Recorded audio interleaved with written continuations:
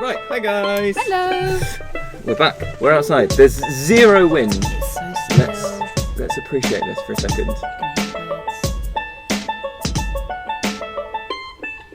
Including a raven. A raven. And some dogs. Murder birds. The ever-present dogs. I think that might be my way into like ornithology is like corvids and murder, but I'm not particularly. And You hate all the other ones. I don't hate them, but there's nothing like, you know, some people like see like a blue tit or a robin, and there's something like, oh, mystical and so tiny and like a flat, and I'm like, no, I want the massive black thing that looks at you and goes like, I know how to unlock your car. That's the birds. I'm telling you, I've got a couple in my house you can adopt outside my house. Just come with a basket, get them, and you can keep them at your house. Did you know, this was on a different podcast, apparently if you, the first most popular Google autofill for how do I befriend is a crow. Really? Wow. I think I might be the word like befriend. Because you wouldn't say like, how do I befriend my boss, or like you would put mate. I don't know.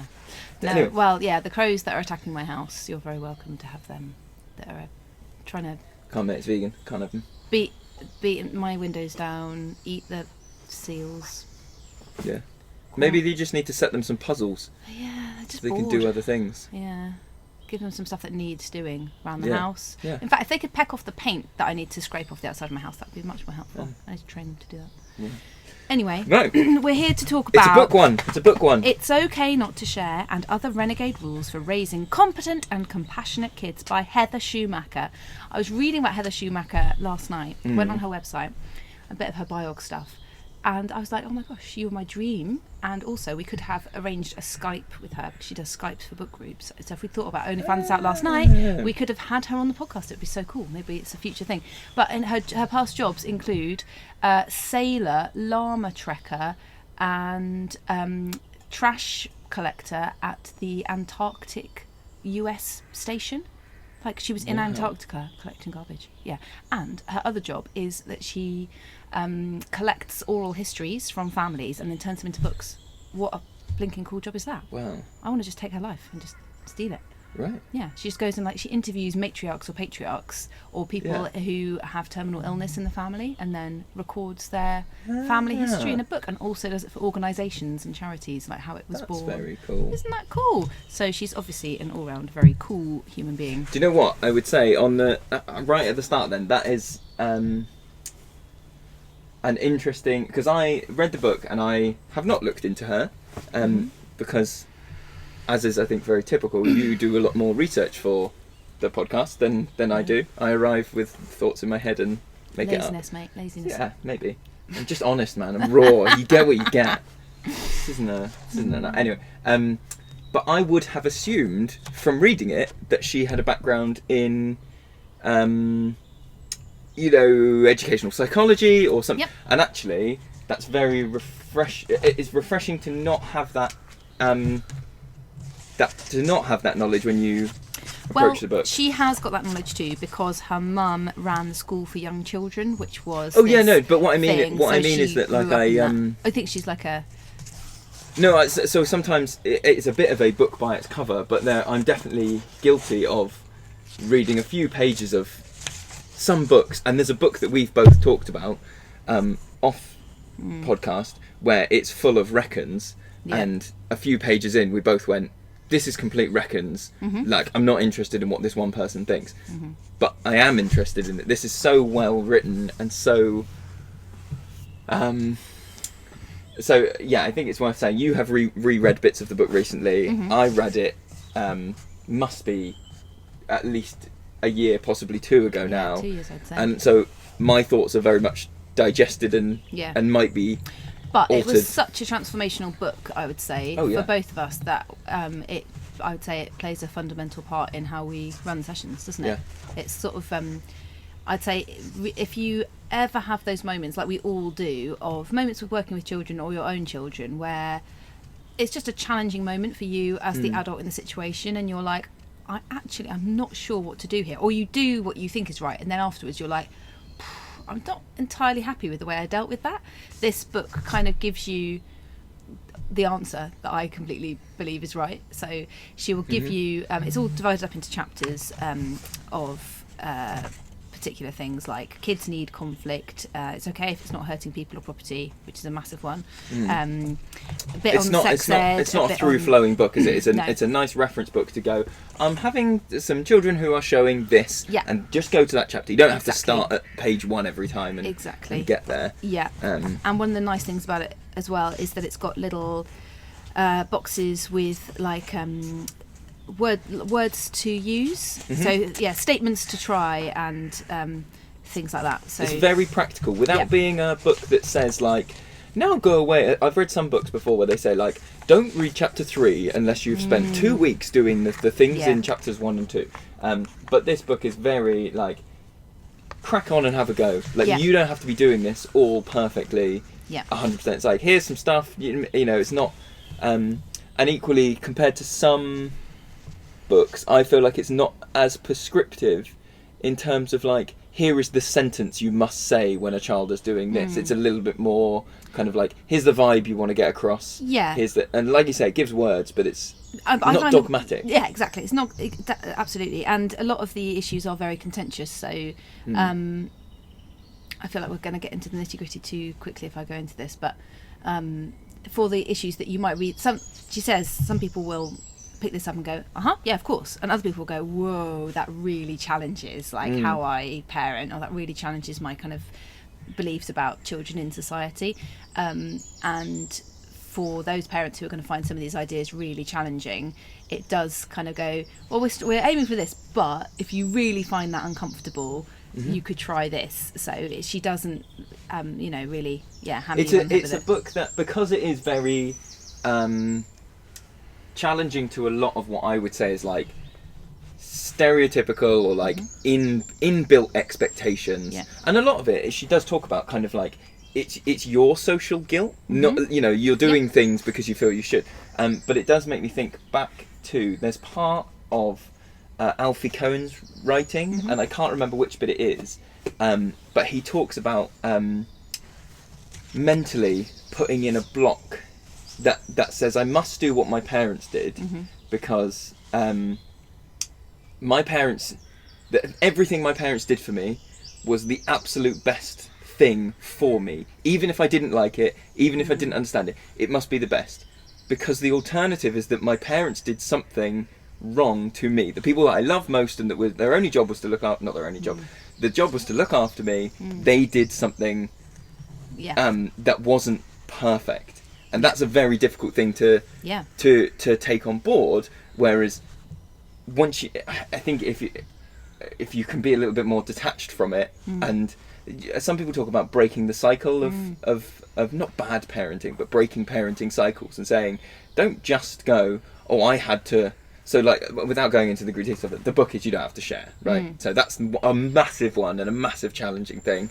And I think lots of us approach it with childcare and with teach it and with parenting, where you go, yeah, I remember my parents, this was how they made me share, and this is how teachers at school made me share, was they would take it off me and we would do all this. And so because that's your experience, you go, well, that must be the way to teach it, that must be the way to do it. And I've kind of waffled now around my point, and I'm not sure where I'm going. Well, yeah, and it's hard to step away from that and go, well, no, I'm going to do this differently. Yes. I like the sentences that she does give you that you can, it's like words to try and then words to avoid, so that the words to try are very short and simple and non-judgmental. So in those moments where you might struggle and think, oh, I know what I need to do, but I don't quite know how to do it without laying blame on the child, without making anyone upset, without sort of toppling the balance of power in a way that is uncomfortable. So I think a lot of the book is about that, is about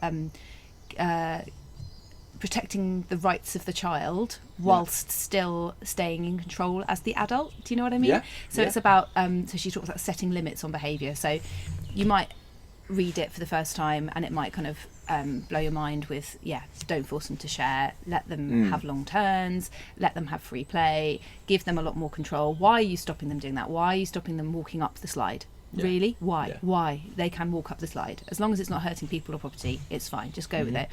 And you might come away, if that is quite a kind of, earth-shattering idea to you, you might come away having read the book and then going too far that way and forget, like that she gives an example of parents who really respected their child's right to free play and imagination, and the child really loved playing doggies and wanted to eat her food out of a dog bowl on the table. Yeah.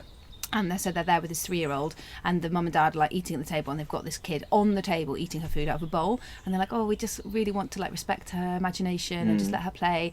We really don't like that she's on the table eating like a dog, but we're just going to go with it for now. And she's like, no, you are still in charge, and you can still set limits on the behaviour. That there is a phrase that she might give is like, there's a time and a place for it, almost like I can let you play doggies here at this time, but tea time is about us sitting at the table together, and actually you still have rights as an adult. And so if what the child is doing is infringing, so I kind of took that away a lot more the second time reading it. I think it's on the same lines, and one of the things that I most liked about the book was that it compared to some other work, which when you start looking into child-led theories and stuff, you can go down that rabbit hole of like, oh my god, if I even talk to them, I've infringed on their play and all those things. But they have, from memory, there's a good bit in there where she's talking about expectations in different places. Yes. So that you can say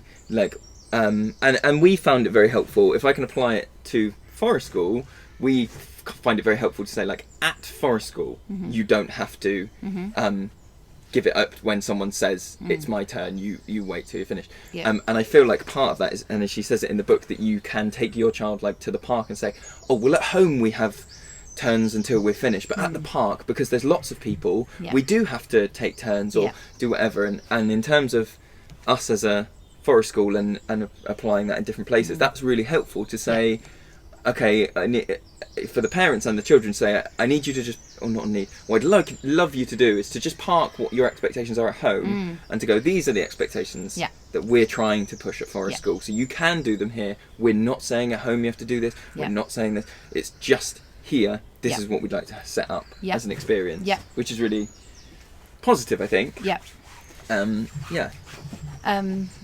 I guess that, the whole idea behind not forcing children to share is that you're protecting their right to play, and that I just realised we haven't kind of covered that basic thing that we just take for granted that we always do, but that it isn't sharing if you say you've had enough turns now, or you've had 10 swings and now it's this person's turn. It's taxation.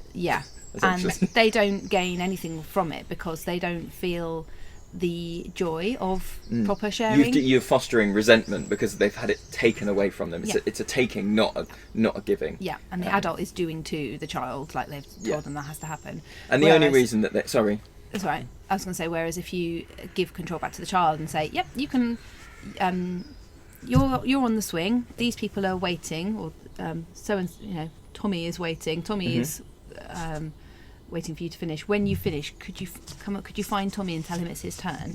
And then you give that gift of giving to the child, because they feel that experience of like, here you go, I finished, and they have that interaction between themselves, and that's how they learn that it feels good to share. And the thing that's popped into my head is that it also, I think, allows children to be more honest about their feelings in a situation. So I would say that you can quite often see children who have been told they must share, because what they become is very good at finding, in air quotes, legitimate reasons that their turn didn't count. Yes. So if it's a swing, it's like, oh, but that one wasn't high enough. Oh, but that one, no, because my feet touched the ground, so it doesn't. And what they're actually doing is going, someone is going to come and take this from me. I must absolutely defend myself. Rather than, I think if they were allowed to and be more honest, they go, I'm still playing with this. I'm still enjoying it. It's still fun. And she we talk about quite often, don't we, like the adults being, you're the advocate for the child and for their play, and them needing to hear you. So it happened the other day with my little boy and someone else at the toddler group, and someone just walked up and tried to take a stick off him, and he didn't look to my boy didn't look to me and say, because he's 2 so he doesn't talk, but he didn't look to me to go save me. He just looked a bit confused, and I stepped in and I went, oh, Baron's not actually finished with that, can I have it back, and we'll let you know as soon as we're finished. And then the little boy just went, okay. Yeah. And it's absolutely, and then so right, yeah, and they talk about, don't they, and I guess maybe we can go into the nitty gritty of this one and say that the book expands, but saying that the flip side is that we're teaching children that share is a magic word that outweighs that power thing, or not power thing, that value thing of like, I'm the person who has arrived and immediately said the word share, and so my needs now take precedent over you who was already doing a thing, and you see, and I have been to baby and toddler groups where they just go like share, like the children say share with the expectation that means I'm about to get what I want, like because I've said this word, and even and almost knowing like it's like a key or a trigger word that means I'm going to say this word nice and loud because I'm going to say it, and that means a parent or an adult will step in and make you give me the thing. And I've heard also parents shouting at their children going, you've got to share it, if you can't share it we're going home right now. And it's just, and it is so hard. It is so hard until you get your head around it, and then reading a book like this always gives you permission to do what you think is right, you know? That's one of the good things, isn't it? At the end of every chapter, I can't remember if it has a specific name, it might be like, I think it's called like Out and About, but they talk about, okay, here's the absolute renegade rule, you don't have to share, you do use it till you're done and you let people know. And then they have a bit where it goes, okay, when you're out, this is how you explain it to other parents, this is how you explain it to other children, this is how you model it, and this is so that you're not, because sometimes if you have a particular parenting view, you can feel like you're constantly having to like defend yourself, and I mean, I have seen parents and people in childcare quoting like studies at a toddler group to another, and you want to go, this isn't the time, you're not here to have an academic debate, you want to be able to just do your thing and everyone go, oh, okay, that's the thing, and explain it quickly, clearly, this is what I'm going to do. And I think these the bits at the end of each chapter really help with that, and really do give you a feeling that you are allowed to do these things. And in a very non-antagonistic way as well, like it's very respectful to other, Well, because I think the book focuses on, so because it is a parenting book, essentially, I would say, although it's rules from a school, it talks about what you can do and say with your child. So at no point in the sharing dynamic does it say what you should be doing or saying to the other child in that scenario. So it, like it was with me and my son the other day, my focus was only on him. I was only, I wasn't then going, oh, and what you must do then is take the other child away and explain them. And you go, no, I'm here to be his advocate, not yours, not everybody. And that sounds very callous, I think, when you say it that way. But it is that thing of like, especially in a toddler group where I think everybody who has an adult has an advocate. So in a toddler group where it's almost 1-to-1 or 1-to-2, you go, right, I'm this person's advocate right now. This is fine. When it's a bigger group and we're responsible for, say, 10 children, 15 children, you go, I'm everybody's advocate. So I need to find a way to balance that out, and I'm going to defend the play without infringing on yours. Do you know what I mean? And that's completely. And one of the things that I love most about this book is situations like that, like the conflict resolution, I think is incredible in this book, and completely works, having my own 2 children who have a lot of conflict, and it's about giving the control to the child. So there is almost like a kind of step-by-step way to address this conflict. So you've got 2 children pulling on a toy or whatever, and it's just the way that she explains how to deal with it is so non-blamey. That's not a word, but you know what I mean? It's so judgmental. It's like, so you can approach the situation and go, I see 2 children pulling on the toy. It looks like this, but what happened? Tell me what happened, or whatever. Or if you have a child who might be demonstrating very physical behaviour and pushing another child, for example, and rather than wading in and going, we don't push, you actually give a voice to the victim. And so and it takes a lot of coaching. It doesn't happen overnight, but she explains that the key to peace isn't a lack of conflict. It is just really great conflict resolution. And conflict is good because conflict gives the children a chance to practice it. And that's the same even when you're an adult. So giving a voice to the victim would be going up and saying, you know, did you like it when he pushed you? No. Tell him then. I'd say, I don't like that, stop. And you can, and she even says, like, you can stand like this and you can put your hand out and you can use a loud voice and say, I don't like it, stop. And then it's about coaching the other person, saying, when they say stop, you have to listen. I heard her say stop, or I heard him say stop. I don't see you stopping. Can you stop? No, you can't stop. Okay, and now we need to go and do something else now because blah. Which is a really helpful step-by-step way. And a lot of the time, once you've coached both parties, you can step back and you don't even have to intervene at all because they will listen to each other. Some children will listen to other children much more easily than you think they're going to, and you think, whoa, okay. Yeah, that's sometimes the thing, isn't it? That we assume that we have to step in because they won't talk to each other. You know, they're both 3. How could they possibly talk to each other? And you go, no, they can talk. You know, we see it all the time in the kindergarten, don't we?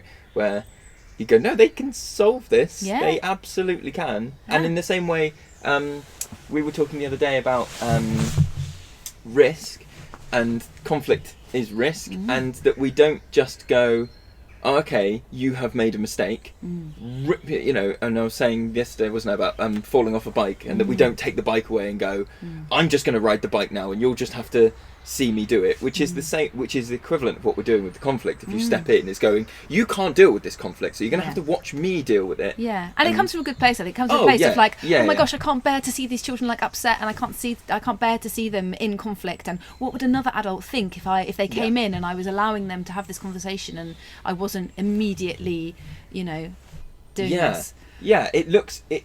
I think what's nice, going back to the thing where it says like this is what you do out and about, is having something to say, even is like, if you've got something to say about why you're not acting, is very helpful to go in and just say, to be like we were saying about it's that social thing for other adults. Yeah. To say, to be able to loudly and vocally go, I don't know, I'm going to let you two talk about this. You don't need me.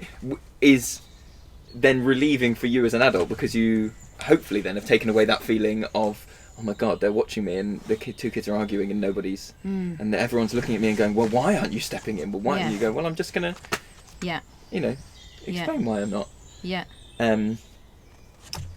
I would say this was the only book actually that I gave to someone that started helping at our home ed group as a one-to-one, and this was the book that I was less interested in her. I don't know whether I should say this. I was less interested in her learning about the history of Forest School and the principles of it. I went, this is the book that I want you to read, because this is the one that affects, you know, Forest School principles. Oh, excuse me. Yes, they do happen every session, and yes, they're overarching, but they're like this big umbrella thing. Whereas I feel like this book, I could almost go through it each day and tick off every chapter. Yeah. And go, I used that this morning. Yeah, I talked about that this afternoon. Completely. Yeah. And we've talked about it at conferences, our little get-togethers, and everyone has the same issues. So you go, but what do you do when the children build a den and then they turn around and go, you can't come in, to a child? I had a long discussion with some other leaders about that. Well, should we talk through that one? Because that's a really good one that we... So it's happening in our sessions. It happens in our sessions. It happens in everybody's sessions. Like, it's just a natural part of play for children, but feels so unnatural for us. And it's one of those issues that we as adults and leaders always go, I just don't quite know how to deal with that. It's icky. It's always icky. And so this book talks about how it is the children's right to play and the children's right to choose their playmates. So actually, even though it makes you feel uncomfortable, it is their right to say, no, you can't come in. I'm playing with these people. No right boys, now. No girls. Yeah. Only people with brown hair. Yeah. I've heard lots of things about that like, yes, they feel exclusionary and they feel, and I think they trigger something inside most of us, I would say, Mm-hmm. that you go down that route of like, in schools, you go like the way you might teach children about like racism is you wouldn't say no to people with blue eyes, and you wouldn't say no to people just because they're a boy, and all these things, and you go, and then, but children need a safe place to play with that idea. And yes, I would say like there. So we've talked about it before, haven't we? That like if it's repeated and constant and the purpose of it is not to protect their own play, but to hurt the other person. Yeah, then that's very different. Or even if the purpose isn't. So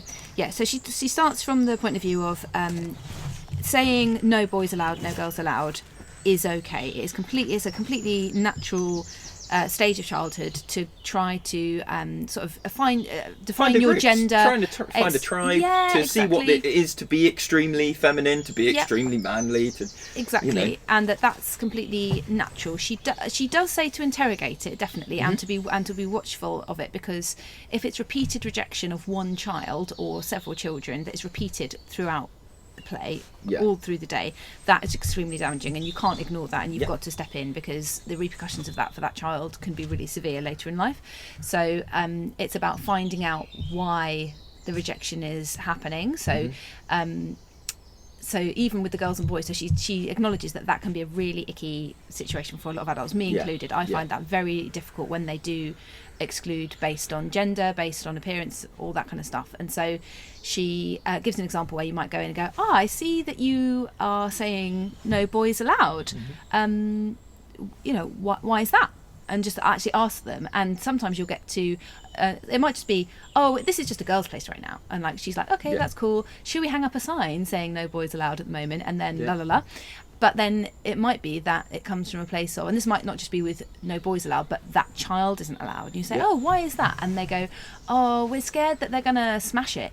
Or boys are really rough. Or, girls are going to like make it all blah, blah, blah. They're going to ruin it with this thing. And then you can turn around to the girl or the excluded child or the boy and go, are you going to do that? They're worried that you're going to change the game in a way that they don't like. Are you going to do that? And they will, and a lot of the time I love it as well when you ask these sometimes they go and you're like, okay, fair enough, cool, well then you can't go in because they don't want you to do that.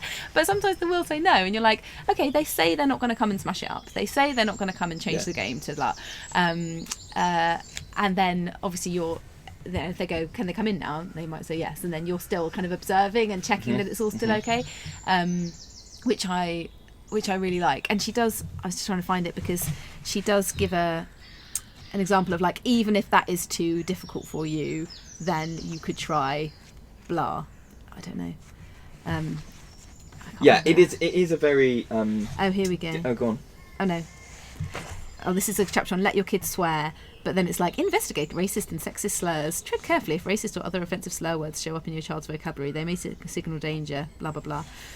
I think that's the one of the things that does make it difficult to, and icky to watch exclusion, is because as educators we are by law required to go through extensive safeguarding training and upholding British values and all of these things, and all of that training is and I understand why, but all of that training is like any sign of any racism or exclusion or any extreme, I'm sure it is in the UIFS. I'm sure it is. There's something. There is literally a statement that counters this chapter in this book in there, which is literally like doesn't exclude other children from play or something like that. Yeah.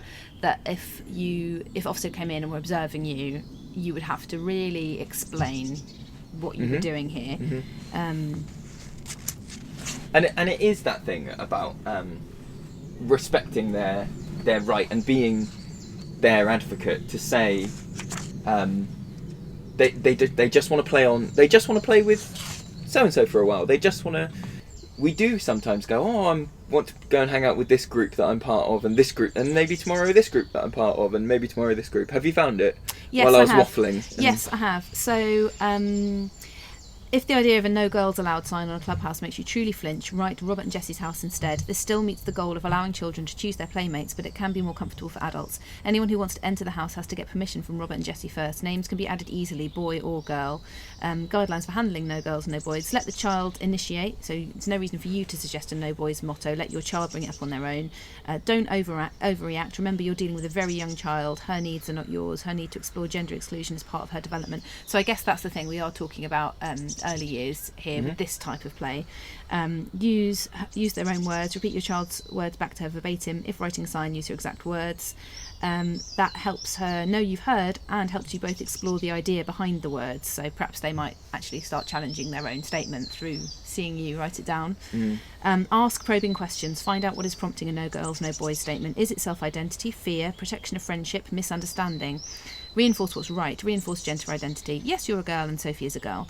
And reinforce your child's right to select her own playmates. If you want to play with just Sophie, you can. Clear up what's wrong. Offer information to clear up gender confusion. You're worried boys will be too loud. I know boys can be quiet too. I know girls can play baseball. See, I really like that. So there's like a reasoning behind. So it's, again, it's an opportunity for learning, isn't it? So it's just investigating, interrogating that no girls, no boys, because then that is where they go, oh yeah, actually, they can. Yeah, finding exceptions that disprove that stereotype. Yeah, clarify the real issue. After your discussion, rephrase her original message, no boys, to convey her real meaning, I'm a girl and I like playing with other girls best. This reinforces the true message and helps a child understand her thoughts clearly. Together, you might decide to modify an earlier sign you wrote. For example, no boys allowed becomes Megan's house, only quiet kids can come in. And then there's a whole chapter on... steady, because we're going to go to copyright. No. There's a whole there's a whole bit on discrimination about skin colour and appearance, which she explains very rarely happens with very young children. But then, again, she addresses it in the same way and says, you know, once children start to discriminate, if they do, on other, you know, colour of skin or disability or whatever, just interrogating it and finding out why it's happening is, you know, rather than just going, as we might... That's unacceptable. You can't do that. You can't say you can't play. That is a sentence that comes up. I would say from there, the thoughts I had were, as you were reading it, were about the signage. And I was thinking, what does that look like in practice? And I was thinking in my head about the flexibility of... So we have probably 30 blackboards of different sizes floating around. And I love blackboards because they're not permanent. Because they're like, you rub that off and I've changed my mind about that now, or I've done whatever. So that's an advantage of them. But then on the other side, I can see children sometimes wanting the permanence of, like, a mark has been made on paper that cannot be changed. And I can see the advantages of both. I think in practice, I would always use a blackboard, and I would always just say, oh, blackboards, not go into it, just go, oh, blackboards are what we've got here, that's why we're using them. But actually we're using them because they can be changed, we can change our minds. And I might go into that with some children.